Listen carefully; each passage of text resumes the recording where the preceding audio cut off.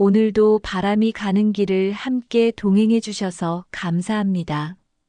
바람이 가는 길을 따라 흘러온 오늘의 사연도 잘 들어주시고 작은 위로와 공감이 스며드신다면 구독과 좋아요 부탁드립니다. 그럼 사연 시작합니다. 남편이 떠난 지 2년이 지났습니다. 이제는 익숙해졌다고 생각했어요. 혼자 먹는 밥, 혼자 보는 텔레비전, 혼자 끄는 불. 하지만 저녁마다 부엌에 서면 여전히 두 그릇을 꺼내려다가 멈추곤 했죠. 그럴 때마다 손이 허공에서 머뭇거렸습니다. 이 양반, 저녁은 먹고 다니는 거야? 여전히 혼잣말이 나왔어요. 대답 없는 집안에 제 목소리만 울렸습니다.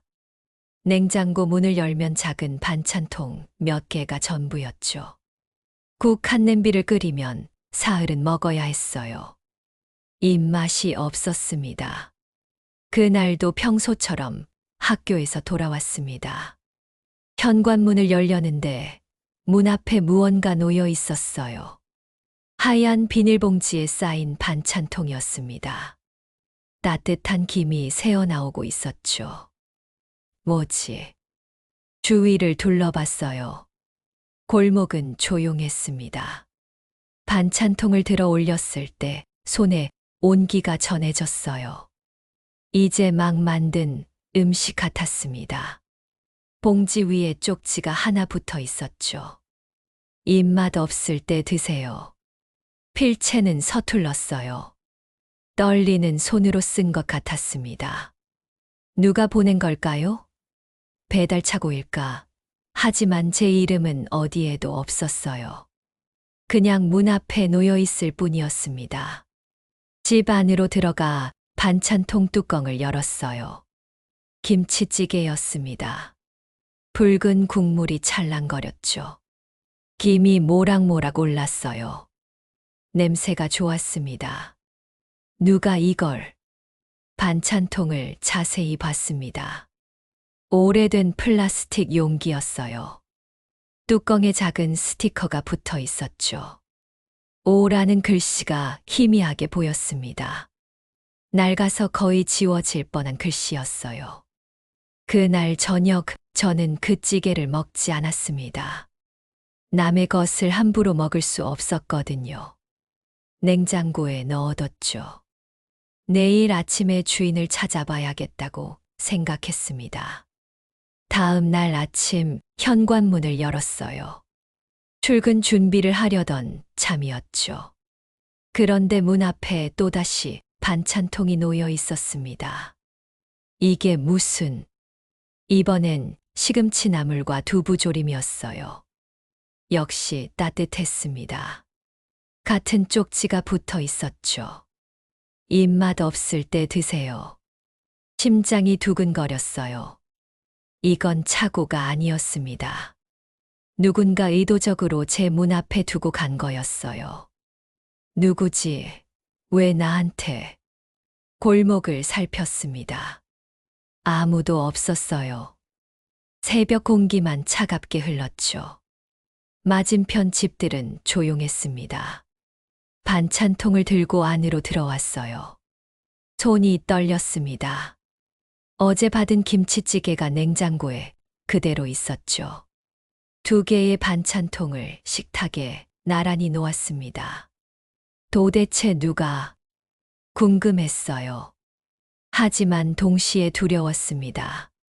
낯선 호의가 불편했죠. 저는 평생 남에게 신세 지는 걸 싫어했거든요. 교장으로 재직할 때도 항상 베푸는 쪽이었어요. 받는 건 익숙하지 않았습니다. 하지만 그날 저녁 결국 김치찌개를 데웠습니다. 국물이 보글보글 끓었어요. 밥을 한 숟가락 떴죠. 국물을 입에 넣는 순간 저도 모르게 눈물이 났습니다. 이 맛, 익숙했어요. 아주 오래전에 먹어본 맛이었습니다.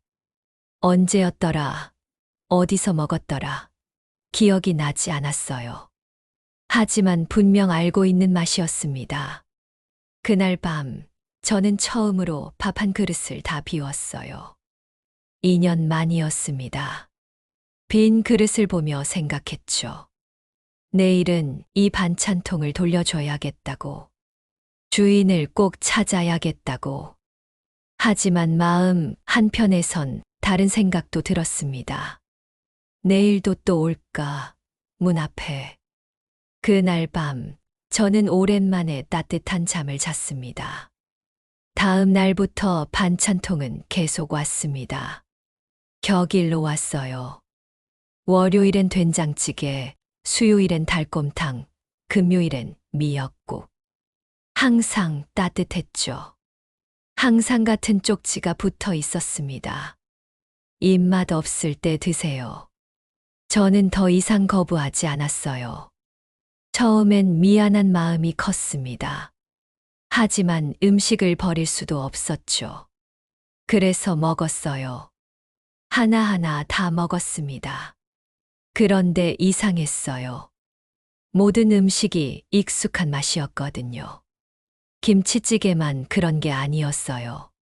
된장찌개도, 달곰탕도, 미역국도 다 제가 어디선가 먹어본 맛이었습니다. 도대체 누구지?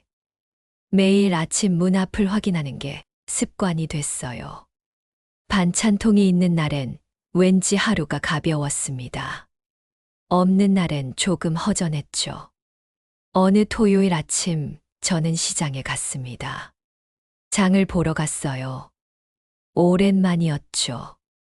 요즘은 반찬을 받으니까 장 볼 일이 줄었거든요. 채소 가게 앞을 지나는데 익숙한 뒷모습이 보였습니다. 회색 머리를 짧게 자른 여자였어요. 허리가 굽었죠. 손에 커다란 장바구니를 들고 있었습니다. 저 사람, 맞은편 집 사람이었어요. 오명자. 이름은 알았습니다. 같은 골목에 산 지 10년이 넘었으니까요. 하지만 대화를 나눠본 적은 거의 없었어요. 가끔 마주치면 목례만 했죠. 명자가 배추를 고르고 있었습니다. 하나하나 만져보며 신중하게 골랐어요. 채소 장수와 무슨 얘기를 나눴습니다. 웃지는 않았어요. 표정이 굳어 있었죠. 저는 다가갔습니다. 안녕하세요. 명자가 고개를 돌렸어요. 눈이 마주쳤습니다. 그런데 명자가 화들짝 놀라는 표정을 지었어요. 눈을 피했죠. 아, 네. 짧게 대답하고는 황급히 돌아섰습니다. 배추를 들고 빠르게 걸어갔어요. 거의 도망치듯 사라졌죠. 뭐지? 이상했어요. 왜 저렇게 놀랄까? 무슨 잘못이라도 한 걸까? 그때 채소 장수 아저씨가 말했습니다. 정 선생님 아세요? 저 아줌마가 요즘 매일 여기 와서 장을 보더라고요. 혼자 사는데 밥은 안 먹고 반찬만 장바구니 가득 사가요. 그래요? 뭐 누구 갖다 주나 봐요. 착한 사람이에요. 채소 장수 아저씨는 웃으며 말했습니다. 저는 명자가 사라진 쪽을 바라봤어요. 혼자 사는데 반찬만 산다. 매일? 가슴이 두근거렸습니다. 설마 저 사람이? 집으로 돌아오는 길, 저는 명자네 집 앞을 지나쳤어요. 작은 간판이 보였습니다. 오명자 반찬 가게. 문은 닫혀 있었죠. 영업시간이 적혀 있었어요. 평일 오전 10시부터 오후 6시까지. 반찬 가게. 그제야 깨달았습니다. 반찬통에 붙어 있던 오자. 오명자. 저 사람이었구나. 하지만 왜 저한테? 저는 명자와 친하지도 않았어요. 대화도 거의 나눠본 적 없었죠. 그런데 왜 매일 음식을 갖다 놓는 걸까? 그날 저녁 받아둔 미역국을 데웠습니다. 한 숟가락 떠서 입에 넣었어요. 역시 익숙한 맛이었죠. 이 맛 어디서 먹었더라? 기억을 더듬었습니다. 오래전, 아주 오래전. 언젠가 이 맛을 먹었던 것 같았어요. 하지만 언제인지 기억나지 않았습니다. 명자 씨. 혼잣말이 나왔어요. 처음으로 명자를 생각했습니다. 어떤 사람일까? 왜 나한테 음식을 주는 걸까? 물어봐야 하나? 아니면 그냥 받기만 해야 하나? 고민이 됐어요. 받기만 하는 건 부담스러웠습니다. 하지만 거절하면 명자가 상처받을까봐 걱정됐죠. 결국 아무것도 하지 않았습니다.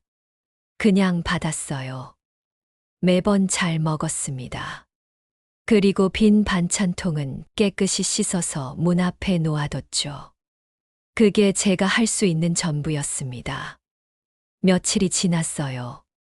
어느 날 반찬통 아래 쪽지가 하나 더 있었습니다. 평소와 다른 내용이었죠. 오늘은 남편분이 좋아하시던 갈비찜입니다. 남편이 좋아하던. 손이 멈췄어요. 명자가 제 남편을 알았다는 건가요? 어떻게? 그날 밤 갈비찜을 먹으며 울었습니다. 정말로 남편이 좋아하던 맛이었거든요. 반찬통은 이제 제 일상이 됐습니다. 주 3회 월수금마다 문 앞에 놓였어요. 시간은 항상 새벽 6시쯤이었죠. 제가 일어나기 직전이었습니다. 한 번도 명자를 직접 본 적은 없었어요. 일부러 그 시간을 피하는 것 같았습니다. 저도 명자를 마주치려 하지 않았어요. 어색할 것 같았거든요. 뭐라고 말해야 할지 몰랐습니다. 그냥 이렇게 조용히 받는 게 편했어요. 하지만 마음속으론 늘 생각했습니다. 고맙다고 말하고 싶었어요. 이 따뜻함이 얼마나 큰 위로인지 전하고 싶었죠. 어느 날 밤, 저는 용기를 냈습니다.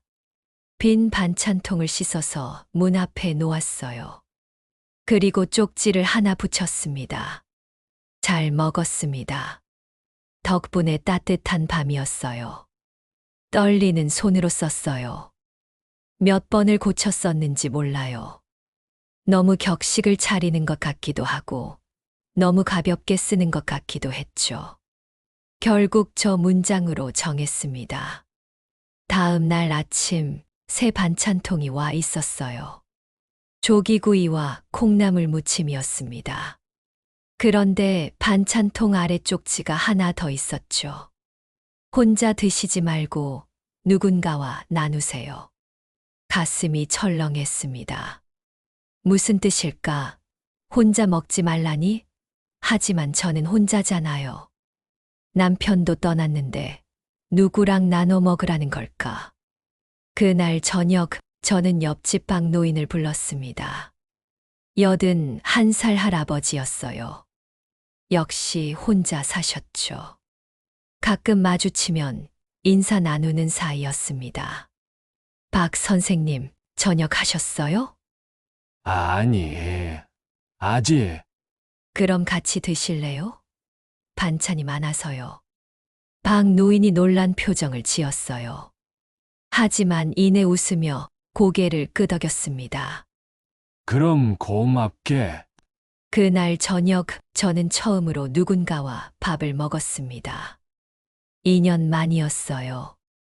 조기구이와 콩나물 무침을 나눠 먹었죠. 박 노인이 말했습니다. 이거 정 선생님이 직접 만드신 거요. 아니요. 이웃분이. 말끝을 흐렸어요. 어떻게 설명해야 할지 몰랐습니다. 박 노인은 더 묻지 않았어요. 그냥 맛있게 드셨죠. 오랜만에 사람이랑 밥 먹으니까 좋네요. 박 노인의 말이었습니다. 저도 같은 생각이었어요. 혼자 먹는 밥보다 훨씬 따뜻했습니다. 그날 밤 저는 또 쪽지를 썼습니다. 이웃과 나눠 먹었어요. 정말 따뜻한 저녁이었습니다.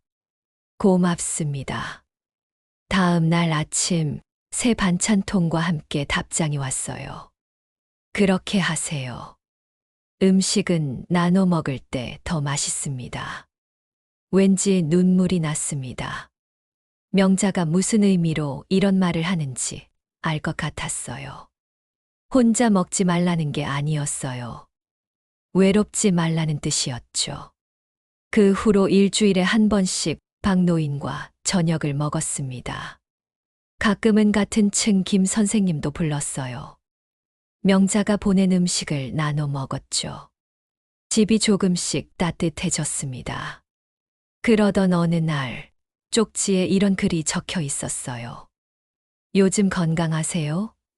날씨가 추워지니 감기 조심하세요. 짧은 문장이었습니다. 하지만 가슴이 뭉클했어요. 누군가 저를 걱정해 주다니.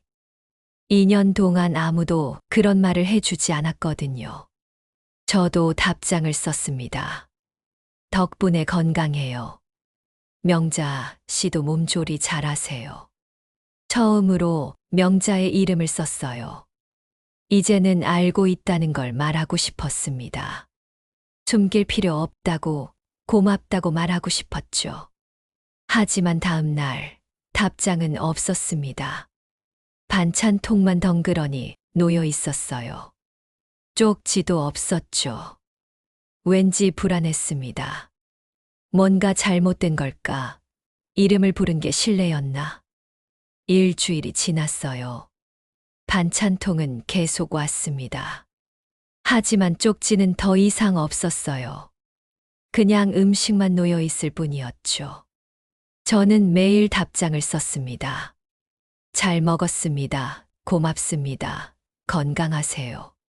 하지만 명자의 답은 돌아오지 않았어요.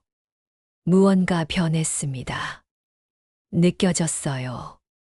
그리고 얼마 후 반찬통이 오지 않는 날이 생겼습니다. 월요일 아침 문 앞에 아무것도 없었습니다. 이상했어요. 명자는 한 번도 약속을 어긴 적이 없었거든요. 월수금 정확하게 그 날짜에만 반찬통을 뒀죠. 하지만 그날은 없었습니다. 바쁜가 보다. 그렇게 생각했어요. 다음 날 올 거라고 믿었습니다. 수요일 아침 역시 아무것도 없었어요. 현관문 앞은 텅 비어 있었습니다. 가슴이 답답해졌죠. 무슨 일 있나? 걱정이 됐어요. 명자에게 무슨 일이 생긴 걸까? 아픈 건 아닐까? 금요일에도 반찬통은 오지 않았습니다. 3일 연속이었어요. 이제는 확신했습니다. 뭔가 문제가 생긴 거라고. 토요일 아침 저는 명자네 집 앞으로 갔습니다. 반찬 가게 문을 두드렸어요. 아무 대답이 없었죠. 다시 두드렸습니다. 여전히 조용했어요. 문에 종이가 하나 붙어 있었습니다. 볼펜으로 휘갈겨 쓴 글씨였어요. 임시 휴업. 언제부터인지 언제까지인지 아무것도 쓰여 있지 않았습니다. 그냥 임시 휴업. 그게 전부였어요. 명자 씨. 문을 두드렸어요. 소리쳐 불렀습니다. 하지만 아무 반응이 없었죠. 집 안은 고요했어요. 발걸음을 돌리는데 뒤에서 목소리가 들렸습니다. 정 선생님, 박노인이었어요. 지팡이를 짚고 천천히 걸어왔습니다. 박 선생님, 명자 씨 어디 갔는지 아세요? 그게 박노인이 주춤했어요. 말을 망설이는 것 같았습니다. 병원에 갔다던데요. 병원. 암이 재발했다나 봐요. 그 전에도 한 번 알았었잖아요. 가슴이 덜컥 내려앉았습니다. 암, 재발. 언제요? 언제 아팠어요? 한 2년 전 수술하고 완치 판정받았다는데 요즘 다시 안 좋아졌나 봐요. 박 노인의 목소리가 낮아졌어요. 며칠 전에 딸이 와서 모셔가더라고요. 부축해서 나가는데 많이 아파 보이더만요. 다리에 힘이 풀렸습니다. 명자가 아프다니, 암이라니, 어느 병원인지. 글쎄요. 그건 나도 몰라요. 박 노인이 한숨을 쉬었습니다. 근데 정 선생님, 왜 명자 씨를 찾으시는 거요? 그게 말이 나오지 않았어요. 뭐라고 설명해야 할까? 명자가 나한테 매일 음식을 가져다 줬다고? 그래서 걱정된다고? 그냥 궁금해서요. 박 노인은 고개를 끄덕였습니다. 더 묻지 않았어요. 집으로 돌아오는 길, 발걸음이 무거웠습니다. 명자가 아프다는 게 믿기지 않았어요. 그렇게 매일 음식을 만들던 사람이, 새벽마다 제 문 앞에 반찬통을 두고 가던 사람이 집에 들어와 냉장고를 열었습니다. 명자가 만든 음식이 몇 개 남아 있었어요. 김치찌개, 된장국, 시금치나물. 손을 뻗었다가 멈췄습니다. 이게 마지막일지도 모른다는 생각이 들었어요. 그날 밤, 저는 잠을 이루지 못했습니다. 계속 명자 생각만 났어요. 얼굴도 제대로 본 적 없는 사람인데 왜 이렇게 걱정되는 걸까? 아니, 얼굴을 본 적 없어서 더 걱정되는 걸지도 몰라요. 한 번도 제대로 말을 나눠본 적 없잖아요. 고맙다는 말도 직접 전한 적 없었죠. 그냥 쪽지로만 주고받았을 뿐이에요. 명자 씨, 괜찮을까? 창밖을 바라봤습니다. 명자네 집 불이 꺼져 있었어요. 어둡고 조용했죠. 일주일이 지났어요. 2주가 지났습니다. 반찬통은 오지 않았어요. 명자네 집 문은 계속 닫혀 있었죠. 저는 매일 그 앞을 지나쳤습니다. 혹시 돌아왔나 싶어서요. 하지만 문은 항상 닫혀 있었어요. 어디 있는 걸까? 얼마나 아픈 걸까? 궁금했습니다. 걱정됐어요. 하지만 알 방법이 없었죠. 그러던 어느 날 오후, 명자네 집 앞에 젊은 여자가 서 있는 걸 봤습니다. 30대쯤 돼 보이는 여자였어요. 손에 열쇠를 들고 문을 열려는 중이었죠. 저기요. 제가 다가가 말을 걸었습니다. 혹시 명자 씨 딸분이세요? 여자가 고개를 돌렸어요. 피곤한 얼굴이었습니다. 네, 맞는데요. 저는 맞은편에 사는 정혜분이라고 해요. 어머니는 지금 병원에 계세요. 딸의 목소리가 무거웠습니다. 많이 안 좋으세요. 입원하셨어요. 가슴이 무너졌습니다. 며칠 후, 저는 명자의 딸 선미를 다시 만났습니다. 우연이었어요. 종합병원 로비에서였죠. 저는 정기검진을 받으러 갔다가 선미를 봤습니다. 간호조무사 유니폼을 입고 있었어요. 이 병원에서 일하나 봐요. 선생님, 선미가 먼저 알아봤습니다. 다가왔어요. 여기는 어쩐 일이세요? 검진 받으러 왔어요. 선미 씨는 여기서 일하시나요? 네, 3년째요. 선미가 피곤한 듯 미소 지었습니다. 눈 밑에 다크서클이 짙었어요. 어머니는 어떠세요? 물어봤습니다. 선미의 표정이 어두워졌어요. 6층에 계세요. 상태가 말끝을 흐렸습니다. 고개를 떨구었죠. 많이 안 좋으세요. 암이 전이됐대요. 폐랑간까지. 숨이 막혔습니다. 치료는 하시나요? 이제는 치료보다는 편하게 계시는 게 낫다고 하더라고요. 선미의 목소리가 떨렸어요. 눈시울이 붉어졌습니다. 제가 너무 몰랐어요. 어머니가 아프신 줄도 모르고 일만 하느라 전화도 제대로 안 했는데 울음을 참는 게 느껴졌습니다. 저는 선미의 어깨에 손을 올렸어요. 어머니는 식사는 하세요? 잘 못 드세요. 입맛이 없으시대요. 선미가 한숨을 쉬었습니다. 그나마 며칠 전까지는 집에서 음식을 만드셨대요. 본인은 안 드시면서요. 가슴이 철렁했습니다. 음식을요? 네, 누군가한테 갖다 드린다고 매일 새벽마다 나가셨대요. 선미가 저를 봤어요. 혹시 선생님 아세요? 어머니가 누구한테 음식을 갖다 드렸는지. 목이 메었습니다. 대답이 나오지 않았어요. 저한테요. 네, 제 문 앞에 매일 반찬통을 두고 가셨어요. 명자 씨가. 선미의 눈이 커졌습니다.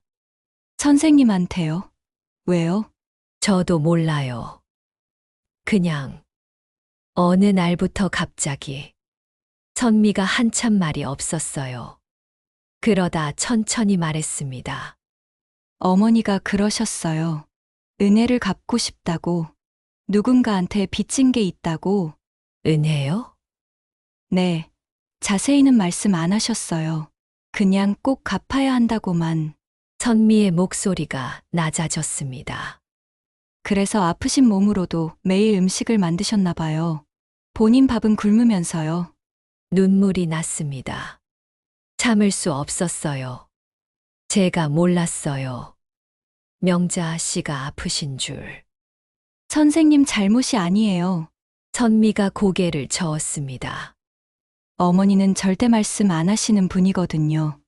아프셔도 내색 안 하시고, 힘드셔도 혼자 참으시고. 선미가 눈물을 닦았어요. 제가 나쁜 딸이에요. 알아차렸어야 하는 건데, 어머니랑 같이 살지도 않고, 한 달에 한 번도 제대로 안 찾아뵙고, 선미 씨, 어머니는 평생 남한테 패 끼치는 거 제일 싫어하셨어요. 저한테도 뭐 하나 부탁하신 적 없어요. 당신 일은 당신이 다 하시고.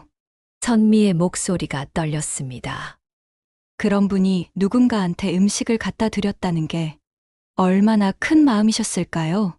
저도 울었습니다. 로비 한가운데서 둘이 서서 울었어요. 면회할 수 있을까요? 제가 물었습니다. 선미가 고개를 끄덕였어요. 지금 가보세요. 6층 603호예요. 오후 시간이라 괜찮으실 거예요. 엘리베이터를 탔습니다. 6층 버튼을 눌렀어요. 가슴이 두근거렸죠. 603호 앞에 섰습니다. 문 앞에서 한참을 망설였어요. 뭐라고 말해야 할까? 어떤 얼굴로 들어가야 할까? 노크를 했습니다. 안에서 작은 목소리가 들렸어요. 들어오세요. 문을 열었습니다. 창가 침대에 명자가 누워 있었어요. 처음 보는 얼굴이었습니다. 아니, 제대로 본 건 처음이었죠. 주름이 깊었어요. 머리는 하얗게 새었고 뺨은 움푹 들어갔습니다.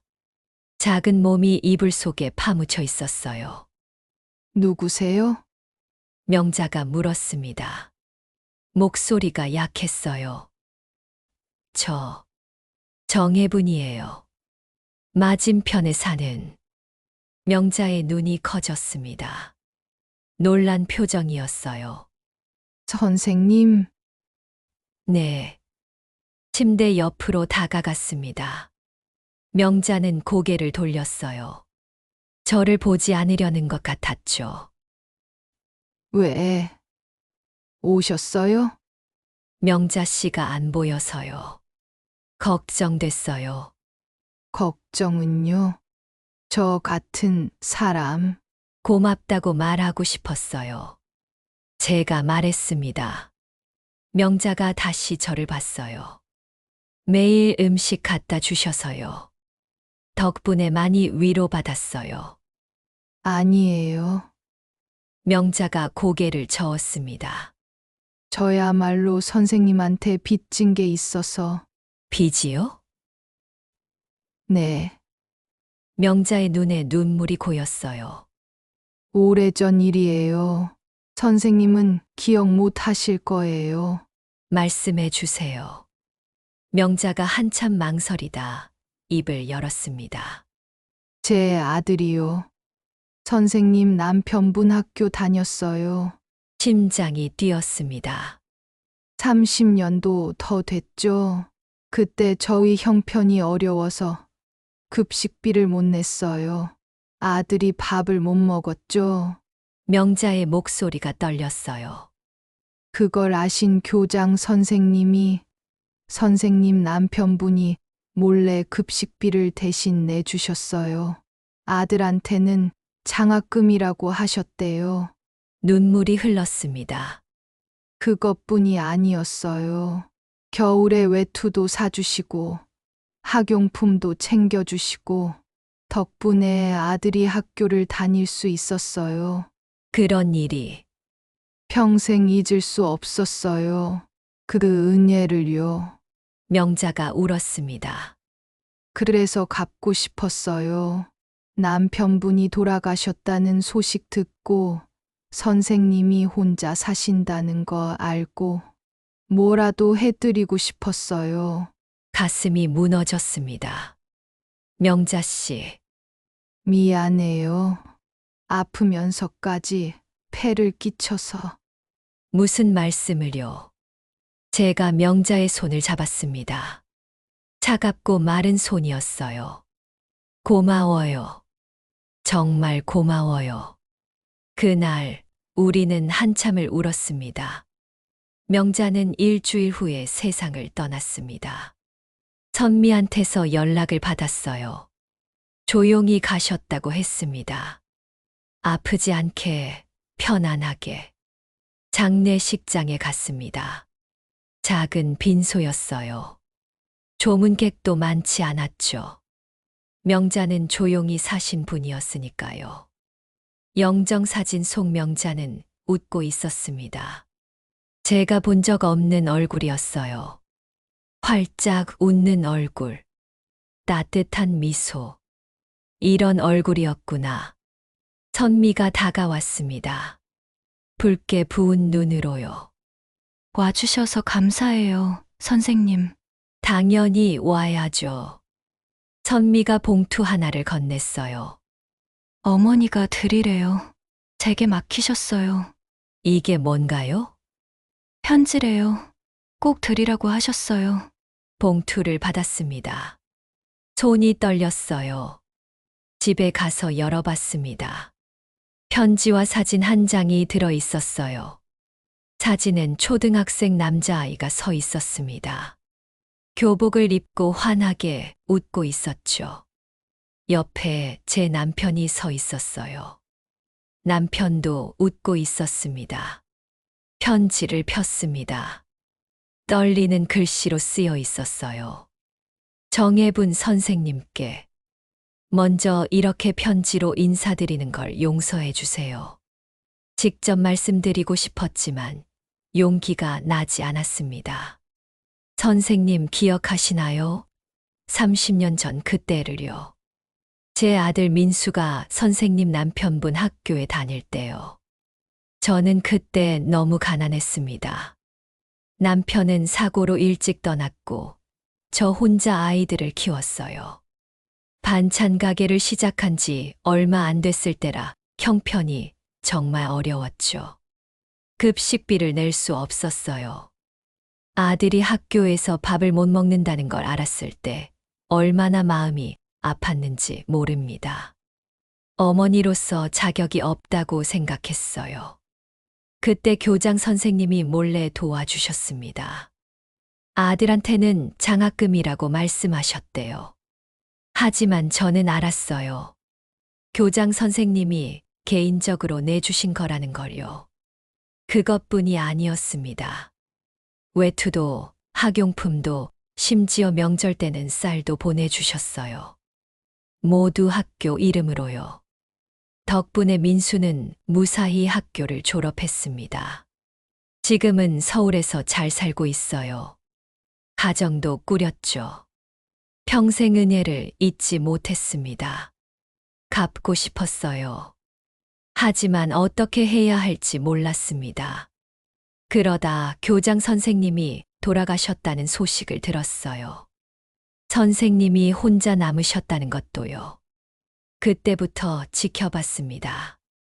멀리서요. 선생님이 혼자 장을 보시는 모습, 혼자 집에 들어가시는 모습을 보며 생각했어요.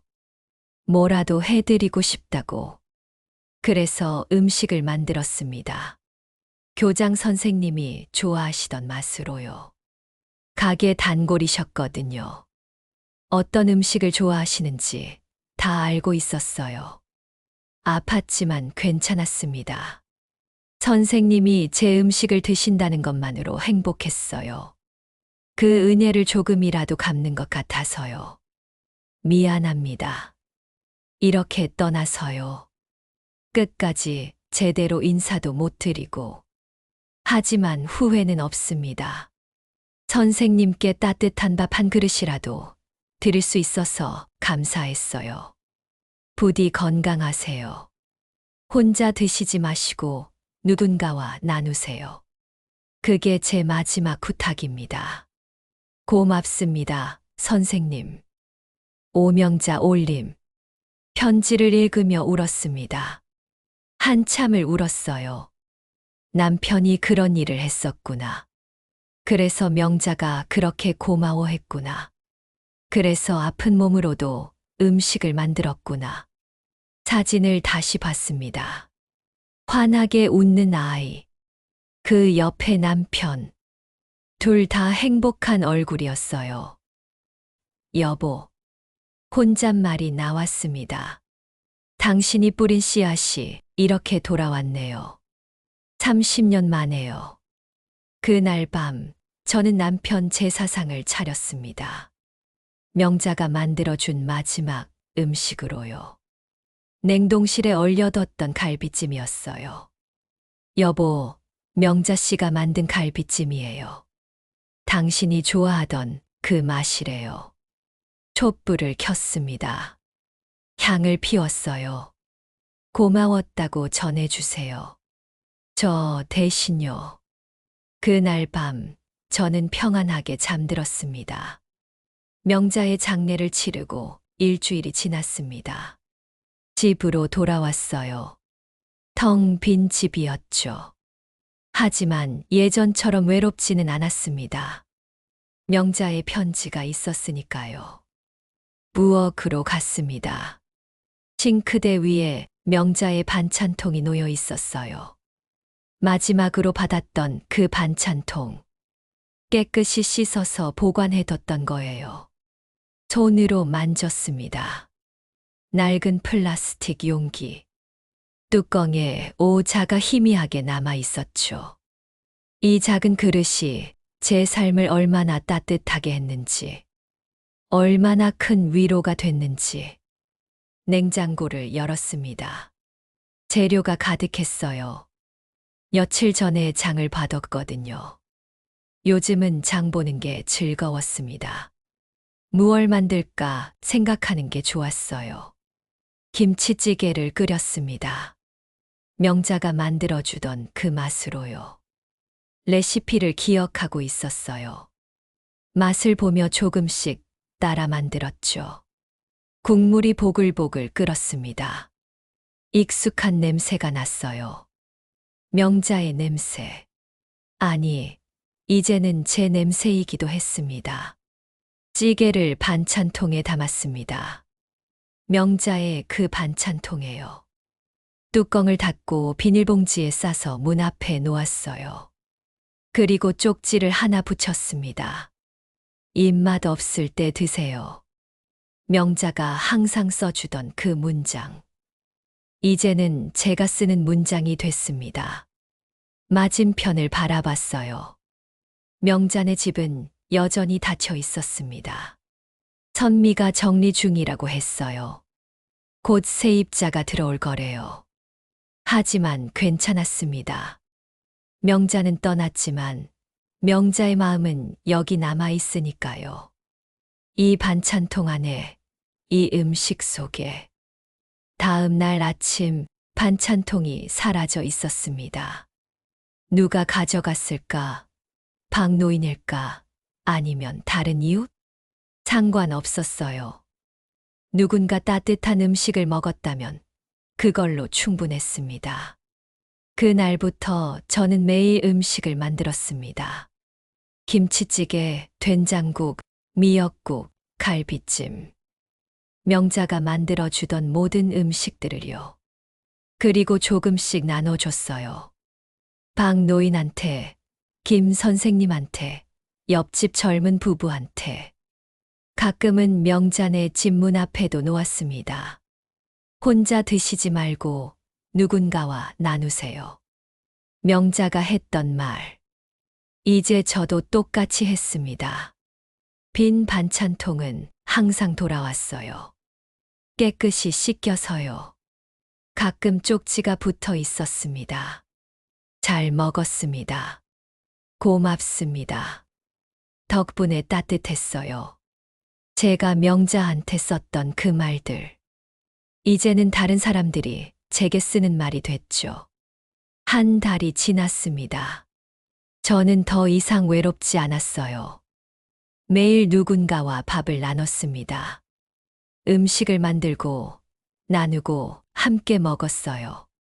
부엌은 항상 따뜻했습니다. 밥 냄새가 가득했죠. 명자의 냄새. 아니, 이제는 우리 모두의 냄새였습니다. 어느 날 저녁, 명자네 집에 불이 들어왔습니다.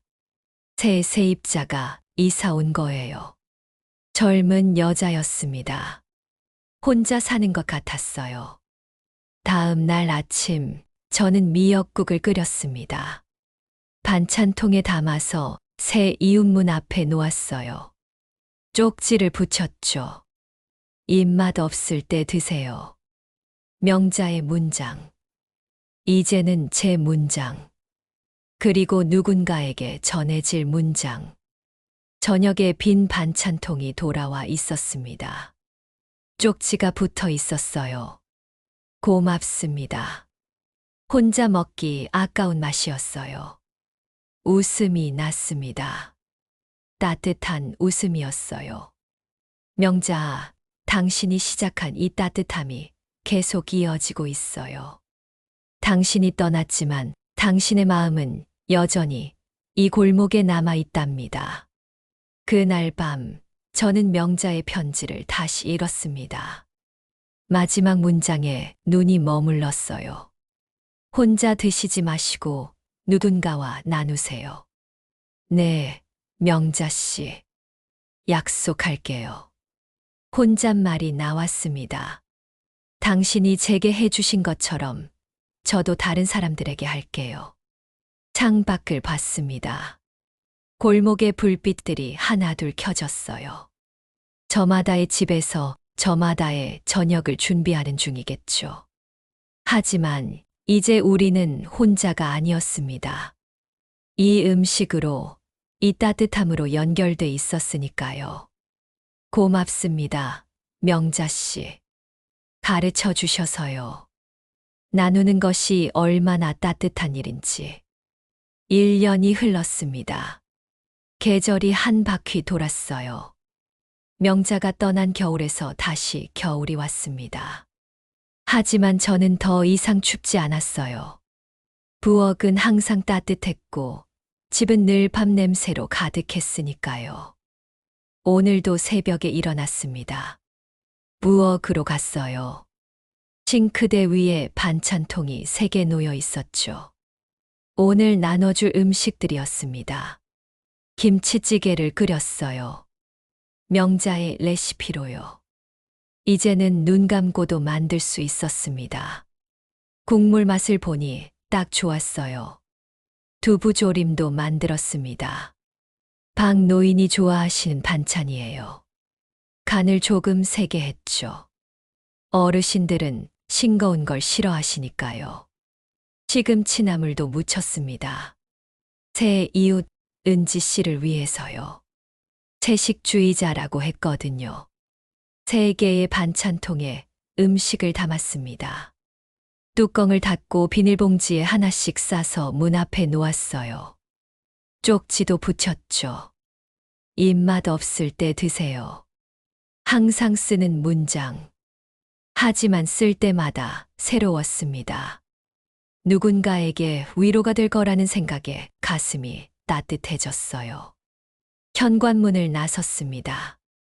박노인 집 문 앞에 반찬통을 놓았어요. 맞은편 은지 씨 집 앞에도 놓았죠. 그리고 마지막 하나는 골목 끝 김 선생님 집 앞에 뒀습니다. 돌아오는 길 명자네 옛집 앞을 지나쳤어요.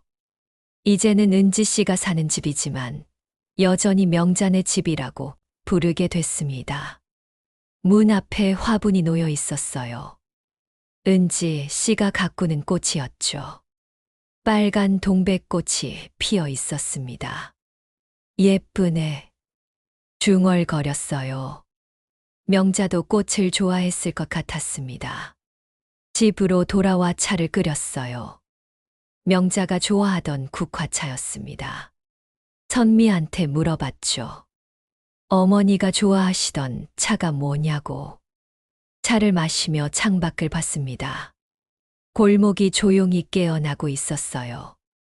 하나둘 불이 켜지고 사람들이 움직이기 시작했죠. 박노인이 문을 열고 나왔습니다. 반찬통을 들고 있었어요. 제 쪽을 보며 손을 흔들었죠. 저도 웃으며 손을 흔들었습니다. 은지 씨도 출근 준비를 하는 모양이었어요. 문 앞에 반찬통을 들고 들어가더니 다시 나와 고개를 숙여 인사했습니다. 저도 창문 너머로 인사를 받았어요. 따뜻했습니다. 이 아침이, 이 골목이, 이 모든 게요. 휴대폰이 울렸습니다. 선미였어요. 선생님, 안녕하세요. 응, 선미야. 잘 지내니? 네, 덕분에요. 오늘 쉬는 날이라 어머니 산소 다녀오려고요. 그래, 잘 다녀와. 선생님도 같이 가실래요? 잠시 망설였습니다. 그리고 대답했어요. 그럴게. 몇 시에? 10시에 모실게요. 전화를 끊고 옷을 갈아입었습니다. 명자 산소에 가는 건 이번이 4번째였어요. 한 달에 한 번씩 선미와 함께 갔죠. 명자한테 하고 싶은 말이 많았거든요. 10시에 선미가 왔습니다. 함께 차를 타고 산으로 향했어요. 1시간쯤 걸렸습니다. 명자는 조용한 곳에 잠들어 있었어요. 소나무 아래였죠.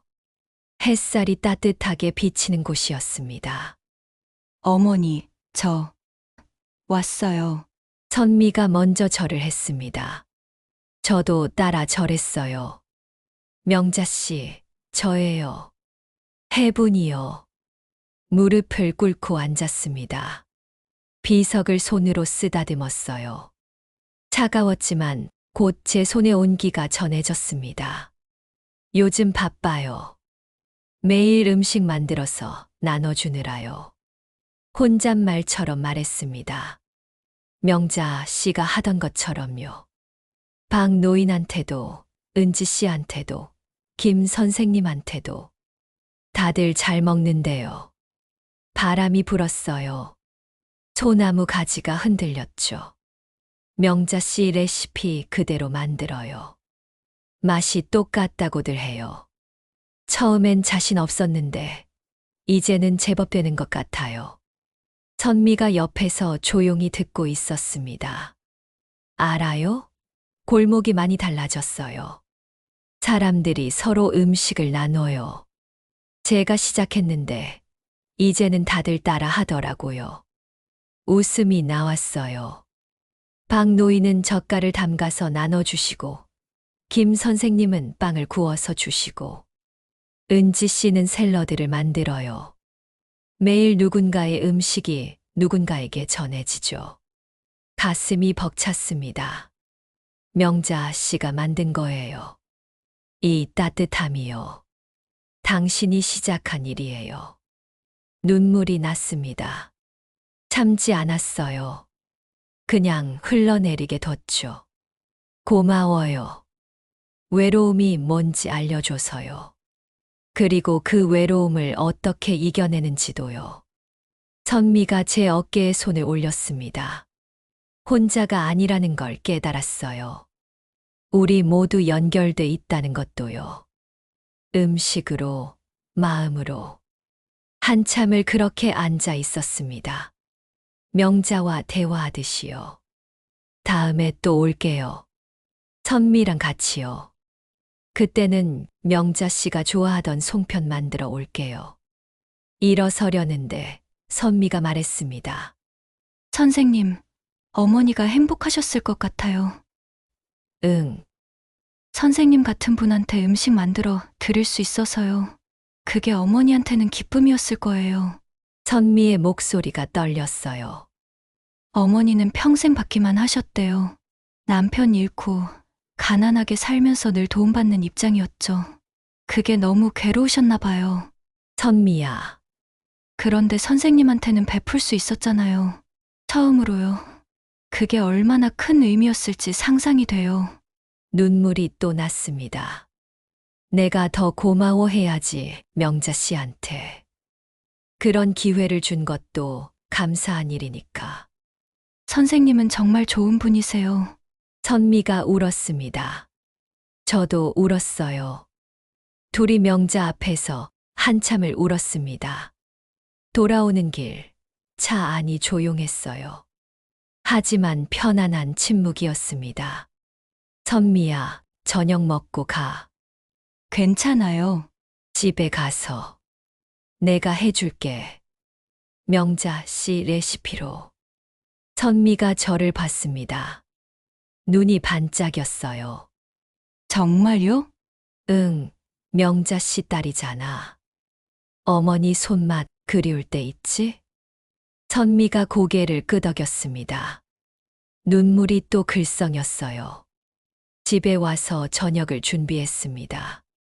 명자가 자주 만들어주던 갈비찜을 했어요. 시간이 좀 걸렸지만 정성껏 만들었죠. 선미가 부엌 식탁에 앉아 지켜봤습니다. 어머니랑 똑같이 하시네요. 명자 씨한테 배웠으니까. 직접 배우신 적 없잖아요. 음식으로 배웠지. 맛으로, 정성으로. 갈비찜이 완성됐습니다. 밥을 짓고 국을 끓여서 상을 차렸어요. 둘이 마주 앉았죠. 잘 먹겠습니다. 선미가 한 숟가락 떠서 입에 넣었습니다. 눈을 감았어요. 천천히 씹었죠. 어머니 맛이에요. 눈물이 주르륵 흘렀습니다. 정말 똑같아요. 이 맛. 저도 따라 먹었습니다. 그랬죠. 명자의 맛이었어요. 자주 오렴. 먹고 싶을 때마다. 네, 그럴게요. 그날 저녁 우리는 한참을 앉아서 밥을 먹었습니다. 명자 얘기를 하며요. 추억을 나누며요. 선미가 돌아간 후 설거지를 했습니다. 반찬통을 씻으며 생각했어요. 이 작은 그릇이 얼마나 많은 것을 담았는지. 음식만이 아니라 마음을, 정성을, 사랑을 담았죠. 밤이 깊었습니다. 창밖을 봤어요. 골목의 불빛들이 하나둘 꺼지고 있었습니다. 하지만 어둡지 않았어요. 따뜻했습니다. 이 골목 어딘가에서 누군가 따뜻한 음식을 먹고 있을 테니까요. 제가 만든 혹은 다른 이웃이 만든 음식을요. 명자가 남긴 것. 그건 음식이 아니었어요. 나누는 마음이었습니다. 혼자가 아니라는 위로였죠. 책상 서랍을 열었습니다. 명자의 편지를 꺼냈어요. 벌써 몇 번을 읽었는지 모를 정도로 낡았습니다. 마지막 문장을 다시 읽었어요. 혼자 드시지 마시고 누군가와 나누세요. 네, 명자 씨. 계속 그럴게요. 편지를 접어 다시 넣었습니다. 그리고 내일 만들 음식을 생각했어요. 된장찌개가 좋겠다 싶었습니다. 날씨가 추워지니까요. 잠자리에 들었습니다. 이불을 덮으며 생각했죠. 내일도 누군가의 문 앞에 따뜻한 음식을 놓을 거예요. 그 사람이 혼자가 아니라고, 누군가 당신을 생각한다고 말해주고 싶어요. 명자가 제게 그랬던 것처럼요. 눈을 감았습니다. 부엌에서 희미하게 밥 냄새가 났어요. 아니, 착각인가요? 하지만 분명 느껴졌습니다. 명자의 냄새. 따뜻하고 정겨운 냄새. 잘 자요, 명자 씨. 혼잣말이 나왔습니다. 내일도 열심히 할게요. 당신이 시작한 이 따뜻함을 계속 이어갈게요. 그날 밤, 저는 꿈을 꿨습니다. 명자가 부엌에서 음식을 만들고 있었어요. 환하게 웃으며요. 제가 다가가자 말했습니다. 선생님, 이제 제가 안 해도 되겠어요. 선생님이 더 잘하시니까. 아니에요, 명자 씨. 아직 멀었어요. 괜찮아요. 마음만 담으면 돼요. 음식은 마음이니까. 명자가 손을 내밀었어요. 저도 손을 내밀었죠. 손이 닿는 순간 따뜻함이 전해졌습니다. 고마워요, 선생님. 제 마음을 이어주셔서. 제가 더 고마워요, 명자 씨. 명자가 사라졌습니다. 빛 속으로요. 하지만 두렵지 않았어요. 슬프지도 않았죠. 왜냐하면 알았으니까요. 명자는 떠나지 않았다는 거요. 이 음식 속에, 이 따뜻함 속에 영원히 남아있다는 것을요. 아침이 밝았습니다. 새로운 하루였어요. 부엌으로 갔습니다. 된장찌개를 끓이기 위해서요. 누군가의 문 앞에 놓을 음식을 만들기 위해서요. 창문을 열었습니다. 신선한 공기가 들어왔어요. 골목에서 사람들의 발소리가 들렸죠. 좋은 아침이에요, 명자 씨. 혼잣말이 나왔습니다. 오늘도 누군가에게 당신의 따뜻함을 전할게요. 냄비를 꺼냈습니다. 된장을 풀었어요. 야채를 썰고 두부를 넣었죠. 국물이 보글보글 끓기 시작했습니다. 집 안에 따뜻한 냄새가 퍼졌어요. 누군가의 밥 냄새가 또 다른 누군가의 하루를 버티게 합니다. 그날 이후 저는 매일 문 앞에 빈 그릇을 올려둡니다. 명자의 따뜻함이 아직 거기 있으니까요. 그리고 그 따뜻함은 영원히 이어질 거예요. 우리가 서로를 기억하는 한, 서로를 나누는 한, 이 작은 음식 한 그릇이 세상을 조금씩 따뜻하게 만들 거예요. 명자가 그랬던 것처럼요. 오늘의 사연 어떠셨나요? 사연 주인공이나 그 외 등장인물들에게 전할 말씀이 있으시다면 언제든 댓글로 편하게 전해주시고 여러분의 마음에 작은 위로와 공감이 스며드셨다면 구독과 좋아요 부탁드립니다. 여러분들 주변에 이 사연으로 위로가 되실 분들이 계시다면 공유해 주시는 것도 좋을 듯 합니다. 귀한 시간 내어 바람이 가는 길에 동행해 주셔서 감사드리고 늘 건강만 하시길 바랍니다. 감사합니다.